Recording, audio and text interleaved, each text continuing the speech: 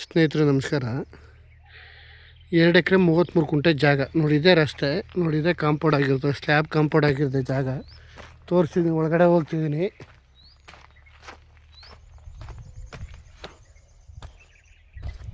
ನೋಡಿ ಎಲ್ಲ ತುಂಬ ಚೆನ್ನಾಗಿ ಮಾಡಿದ್ದಾರೆ. ಗೇಟ್ ಹಾಕಿ ಇದೊಂದು ಮನೆಯೂ ಕಟ್ಟಿದ್ದಾರೆ. ಶೀಟ್ ಮನೆ. 2 ಎಕರೆ 33 ಕುಂಟೆ ಪೇಪರು, 10 ಕುಂಟೆ ಖರಾಬು.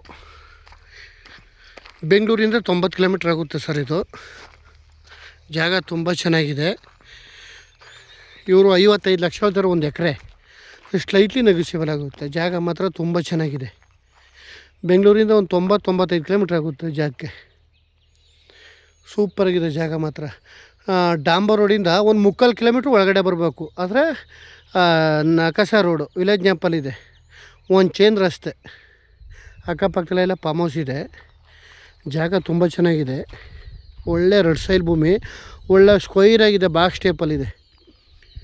2 ಎಕರೆ 33 ಕುಂಟೆ, 10 ಕುಂಟೆ ಖರಾಬು.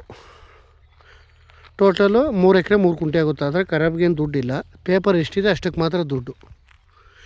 ಇವರು ಬೋರ್ ಹಾಕ್ಸಿಲ್ಲ. ಬೋರ್ ಒಂದು ಹಾಕ್ಸ್ಕೊಂಡ್ರೆ ಇನ್ನೆಲ್ಲ ತುಂಬ ಚೆನ್ನಾಗಿದೆ.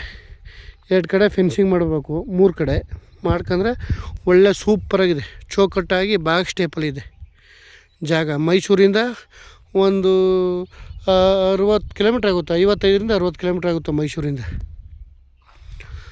1 ಎಕರೆಗೆ 55 ಲಕ್ಷ ಹೇಳ್ತಾರೆ. ಸ್ಲೈಟ್ಲಿ ನೆಗೋಷಿಯಬಲ್ ಆಗುತ್ತೆ. ಜಾಗ ತುಂಬ ಚೆನ್ನಾಗಿದೆ. ಜನರಲ್ ಪ್ರಾಪರ್ಟಿ, ಡೈರೆಕ್ಟ್ ರಿಜಿಸ್ಟ್ರಿಗಿದೆ. ಪೇಪರೆಲ್ಲ ಪಕ್ಕ ಇದೆ. ಇವತ್ತಂದರೆ ಇವತ್ತೇ ರಿಜಿಸ್ಟ್ರ್ ಆಗುತ್ತೆ ಇದು.